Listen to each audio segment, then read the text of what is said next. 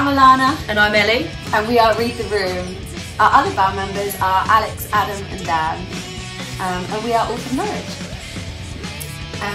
How did this all start for you? I moved to Norfolk from Essex and I wanted to be in a band again.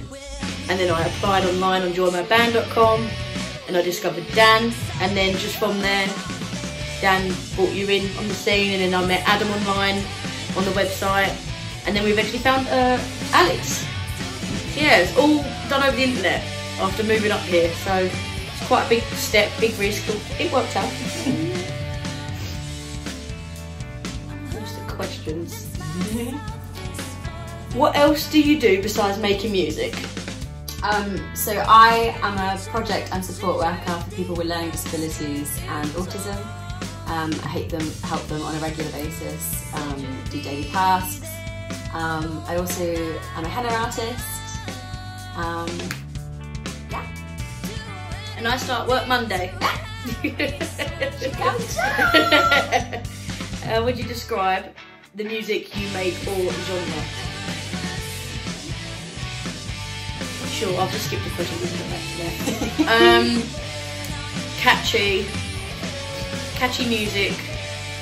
I would say it's borderline, it could be commercial music, but it's also got that feel of we're real musicians playing that music. You're not just listening to someone on a MIDI keyboard programming all in. Like, we're all playing the part, and you can tell it's got that drive and the heart behind it by a real musician playing. I think, yeah, catchy, high energy, pops, really.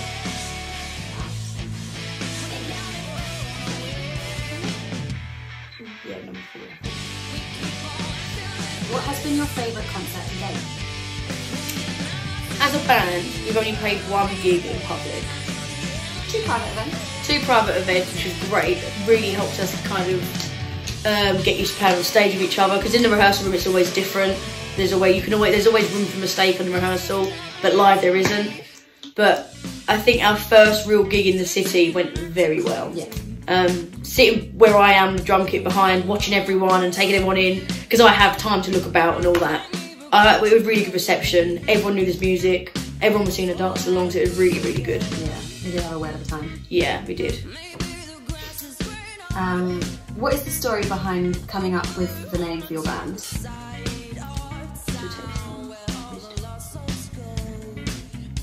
Oh, I don't really know. It was a long process, because every band or every name you think of is either taken and they're a big touring band that's making loads of money and you'll get sued by, or it's just not good enough. And we went through a phase of just spitballing, didn't we? And then we tried out on family members, friends and other like musician friends as well to see what name stuck. And then we finally got Read the Room. I say it's from a sarcastic point of view of like, guys, read the room. Like, you know, you're at a party and someone's put something on and no one's listening to it because it's just rubbish. It's like, read the room, no one wants to hear this. That's how I see it, like a sarcastic kind of way. And it's catchy. It's a phrase. Everyone knows the phrase. It's not like we've just created something. I think it's memorable. Yeah. And it looks nice on a bill of like bands. Yeah. So I think that's how we got it. It was just a recording one day, and we just said something like that, and just sarcastically was like, read the room. Or something, we said something along those lines, and we were like, oh, this could work. And we obviously had to get the 5 ticks of approval. We got it, so yeah, it wasn't too long, but it was quite a long process.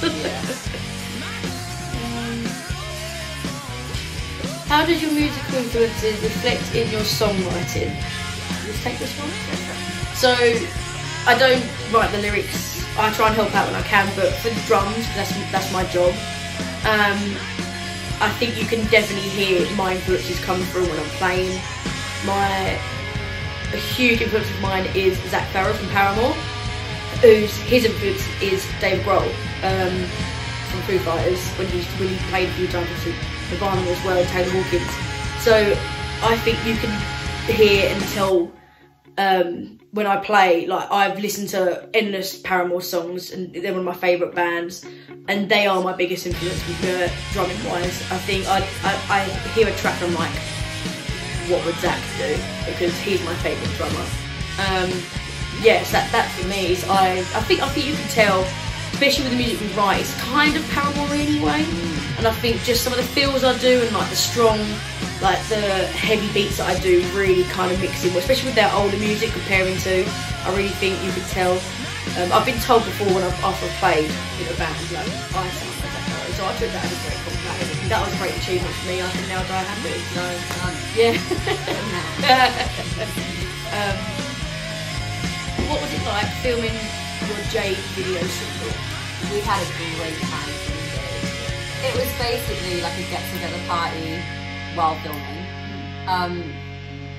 We did it in Dan's lounge, and bless him, we cleared out all of his sofas into the outside area where it started raining, and we were distracted to realise, sorry Dan.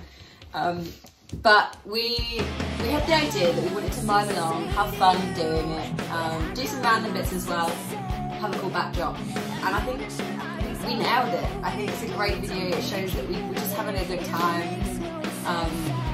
You know, we listened to the song a lot of times, in many different ways. You know, we played as a band, we played doing different instruments, playing instruments we can't even play, just messing around, having a great time. We had so much fun. It worked out really well, because we were originally going to do it in Dan's studio, and I got round there early and Dan was like, I've got an idea, let's clear the whole living room out. And I was like, boy. But the guys did most of the heavy lifting. I didn't do the sofa. I just picked up a little bit. But no, it was really, and I think the best part of that whole shoot, it kind of, we bonded a little bit more as well, but the confetti shots were so cool. The confetti, there's still confetti in Dan's studio, because I saw it the other day and I was like, it's still around. Yeah. And most of them were surprise confetti shots. Yes, so none of us knew that it was going to happen. For example, there's a bit where I'm about to cut Alex's moustache, not in real life, but just pretending I was a barber, and they blew it at that point. I think that was really stupid. That looking back on it. Genuine Genuine fear on Alex's face. If you do a freeze frame, he looks like he's just seen a ghost. He's so scared. Yeah. Catch it when you watch it. Yeah, really good. You have an EP out soon. It's just been released. Tell us about the process and what to expect. Go on, go. So, we've just released our EP last week on the 6th of October, and it's just a bunch of songs that we've worked on hard. We've spent a lot of time and effort into it, and we're very proud of, and it's the music we want to play but also hear. It's catchy enough that it will get people's attention, but it's not boring. Every song's different. There's not a similar vibe to you know, two songs, all different, and they're quite meaningful as well. They may not sound meaningful, or they may not sound what you think you're hearing. Like a place like Norwich is quite heavy, quite rocky, but then that's about going to the festival. People tend to associate heavier and sadder music and stuff like that with sad lyrics, you know, a hard time. So I think that's really clever. Jade's about your friend, your best friend. Yeah, but that is also an uplifting, like an upbeat song, a catchy sounding song. Yeah. So I really feel like we hit the nail on the head, and we've got really good. I can't even say one genre, because I think we tick the boxes across multiple genres. Yeah. But we do pop, rock, and a lot of pop punk. I think. Yeah. I think we hit the nail on the head on that one. It's really combined, isn't it? Yeah. And each track flows. Like when we play live, we can flow into each other quite well, which is good. So we know they're different. They still meld together really well. Exactly. Because it's a flair of each of us in each different song. I think. And we've all brought something to the songs. Like we've all written something for the songs, or like your lyrics and all that, and the lead guitars and stuff like that. So we all put our own little mark on it as well. So yeah.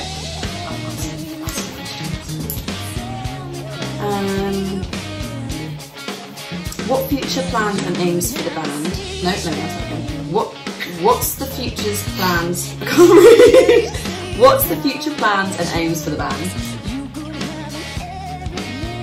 I think the more gigs we get booked, the better. I know for the coming months anyway, because we are kind of just starting out. We need to get our name out there. Our face is known to the industry. But I would like to say for the next 5 years, this becoming our full-time thing we do. I'm not necessarily meaning making loads of money and touring with big bands, but you know, being recognisable, people like actively going and listening to our music and not just going, oh, I heard it on a random playlist. Like monthly listeners gone through the roof. Something that, you know, and I feel like I can say that for everyone. This is what we want to do full time as a career. You know, playing, yeah, like festivals, being on big, like touring bands, like bigger bills, like being support acts and things like that. They all mean so much to us if we could do that. And it would be cool to have tours with bands that we know and that we listen to and we've grown up listening to, and following like even like local city bands that have made it and things like that. Yeah, I think for the next up to 5 years we just want to be doing that and keep doing the band. Yeah.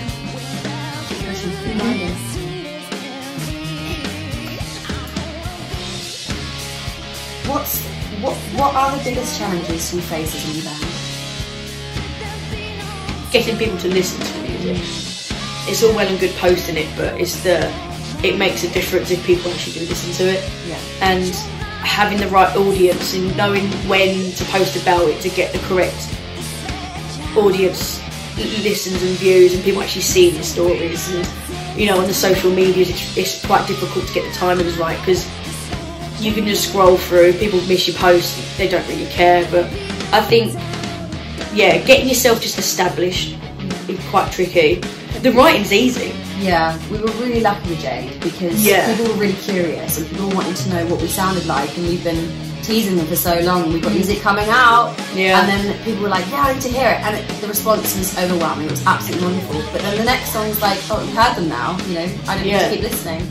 So this is where the fan base is really important, and we want to keep playing locally so that, you know, we got a name for ourselves. People will start looking for us to be playing in their towns.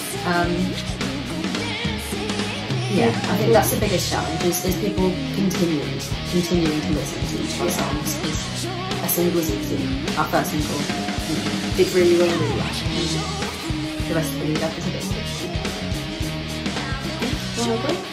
What would be your dream support slots for festivals? Go on. I would love to play Reading Festival, just because I used to go Reading a lot as a young adult. Went last year and it was so good. I think just from going there every year to going, oh my goodness, I'm playing it this year, like we're on the bill, even if it's a smaller stage, a smaller tent, you know, that would be great. And it's not a small festival by any means, so it's, you know, it'll be a great crowd, and it's just, I think the vibe at Reading or Leeds is fantastic, and I'd love that opportunity. My dream would be Glastonbury any day. I've been and seen how people react when they perform on the Pyramid stage, and it does something to them. The emotion is clearly overwhelming because they feel like they've succeeded. You know, it's a feeling that I think you can't get from anything else. It's a huge achievement, and it's such a cool vibe. It's really unique. It's not like any other place. That would be absolute dream. And support act wise, I think we both agree Paramore. Yeah, I think that would be unbelievable. But I'd always feel guilty supporting them because they've got to be on next and win. No, we're going to be Paramore. I would say yeah, Paramore, or I would say a band that I'd love to support would be Don Broco. Really like Don Broco, one of my favourite bands of all time. How they started, and just seeing how far they've come and how they've done it, I think that would be such a cool tour, even just a one-off show to support them with their following, because you gain followers from watching bands and being support acts, so I think we'd love to as well.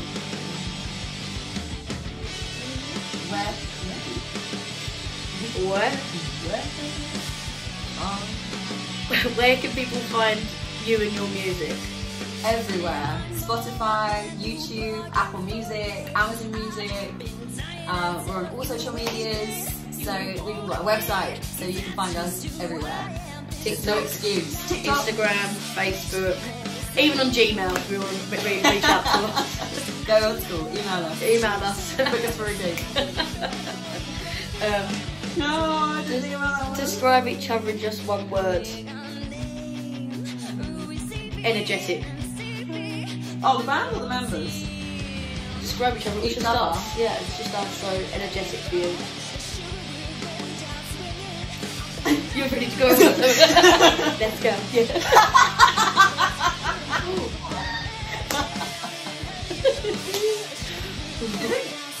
Yeah. What are you remembering? Think. Shit. Surely you know me by now. Yeah, but one word is a lot. That's a lot of pressure. Yeah. Maybe I'm more than just maybe, maybe not. I'm gonna leave you to you. You can continue and I'll come back. Okay. Through, I need to think about it. Oh, read the room. I'll read the room. I really should have thought about it.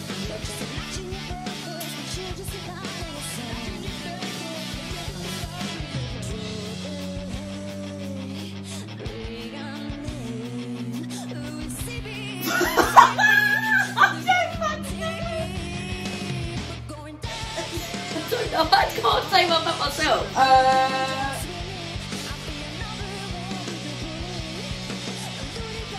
Sassy. No, I'll take that. You're not sassy. I'll take that. Alright, okay. So you're mommy. That's hard. That's really hard. I really should feel about it myself. It's fine. Well, thanks for watching, everyone. Yeah, thanks. Energetic, sassy. Wait, we're in a band now. Yeah, sorry.